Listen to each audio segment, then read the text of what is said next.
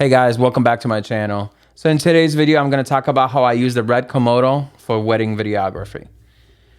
So I'm a wedding photographer. I dabble in some videography and I kind of do it as a bonus to my couples. So I'm mostly a wedding photographer, and the only times I do wedding videography is when the couple doesn't book a different videographer. So I focus mostly on photography, and after I capture the shot on photo, I catch some behind the scenes B-roll of that moment. So I like to mix up the video cameras I use for that. I try and make it fun. For wedding photography, I stick to the same camera I've been using for a while. I used to use the A7 III. I switched to A7 IV. And I'm familiar with it back and forth, and I don't change anything on it. I use the same lenses for each wedding. I use a 35, 55, and a 80 millimeter. Keep it very simple. But for my video cameras, I mix it up. So currently I'm filming on the Blackmagic 6K full frame. I haven't used it for wedding videography yet, but I might. So on the last few weddings, I've got to use my RED Komodo as my A cam and my B cam. So at the first wedding I used the RED Komodo at, I set up on a tripod during a ceremony in a Catholic church. It was a 2-hour ceremony, so I used probably a half a terabyte of memory just recording the ceremony. So if you're going to use the RED Komodo for wedding videography, you're going to go through a lot of memory cards and you're going to go through a lot of hard drives. So just so you know.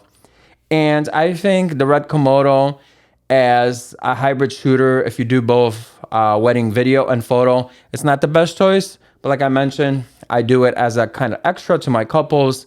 I deliver the video and I do it free of charge. I don't charge them anything. So I kind of have more room to play around, and you know, obviously I still do try and deliver a good product, but it's kind of a bonus. So I can mess around with different cameras and switch up the things I use. So during the ceremony, during this church ceremony, the RED Komodo actually did very good. So I set up a small point on a couple and it stayed focused. Obviously in a church, the lighting kind of stays consistent. There's no strobes, lighting doesn't change. And the Komodo did actually very well. So I was able to use a lot of that footage to deliver their little highlight film. So for the next part of the wedding, I also set up the RED Komodo as my A cam on a tripod. Set up a focus point. But in that circumstance, the RED Komodo didn't do a great job of staying focused on the couple. So if you're going to use the RED Komodo, I think you have to man it the whole time. You have to either use manual focus, or if you're going to use autofocus, make sure to stay on top of it, make sure you're using the camera, and make sure it's actually focusing on the point you think it is. So I've had times where the green square shows up on something, but that's actually not in focus. So make sure, obviously, you know, check your monitor, check your focusing, and make sure, you know, you're focusing on whatever you think you are. So for the next wedding, what I decided to do is use my ZV-E1 as my, you know, tripod A cam. And I also set up a square to focus in, but obviously with Sony cameras, the focusing system, autofocus is so good, you don't really have to worry about it.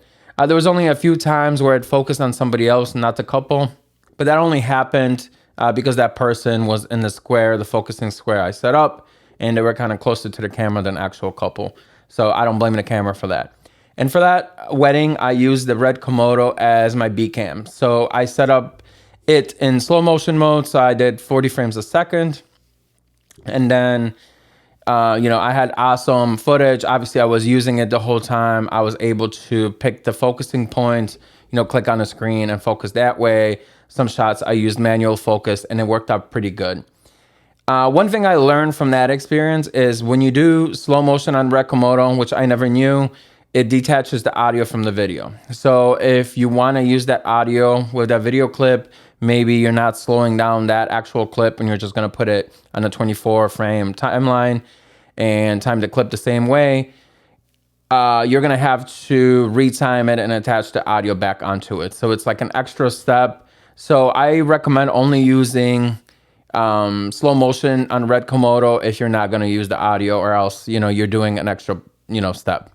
So if you're also a wedding photographer and you want to be a hybrid shooter, I don't recommend using the RED Komodo. I would only recommend it to somebody that's a solo videographer. You can use the RED Komodo as your A cam. You can have it on a rig or something like that. But you have to focus. You have to pay attention if the camera's actually focusing on the actual thing. So if I start adding video packages in my photography packages, I'm probably gonna not use the RED Komodo, or I'm gonna use it in a less capacity. Like I mentioned, just use it for B-roll. I'll probably get a A7S III as my B cam, continue using the ZVE one maybe for like a C cam, and get like a FX3 for a B cam that I can just set up on a tripod. I think the Sony autofocus system, you don't have to worry about it as much. With the RED, you have to pay attention to the camera the whole time. But like I mentioned, I don't charge the couples for these clips, these videos. I deliver to them. It's like a free bonus. Sometimes I don't even let them know that I'm going to deliver a video clip or a highlight video to them. I just throw it in as a bonus at the end. This way, if something happens to the footage, or I have a focusing issue and it's like not the best product, it was a freebie, I just tossed it in at the end. So yeah, that's my experience with the RED Komodo. But the footage I got, the slow motion footage I got of this camera at the second wedding, it's really amazing. You can obviously pick the ISO at the end. It shoots raw. A lot of things that the Sony can do. If you mess up the white balance on a Sony, it's not as easy to dial in the correct white balance. You're gonna kind of degrade your picture a little bit. Obviously log. I shoot an S-Log 3. It helps a little bit. But shooting raw, you can pick the ISO at the end. You can pick the white balance. You can pick everything. So shooting in raw kind of saves you. It's just if the RED Komodo had better focusing system for weddings, it'd be even better. So let me know if you guys use the RED Komodo for weddings.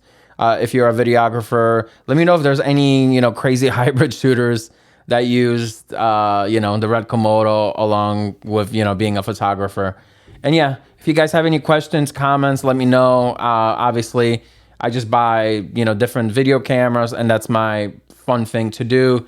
And I kind of try and toss it into my workflow.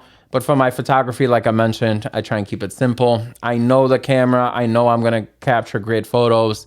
And it's just like such an easier process with that. And obviously, I wouldn't risk the photos by me, shooting Canon one wedding. I wouldn't do that. If I'm not familiar with the camera as far as photography, I'm not going to use it.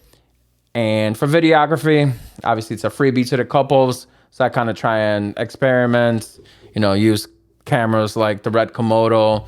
I've been looking at some DSMC2 cameras, RED cameras, just, to play around with.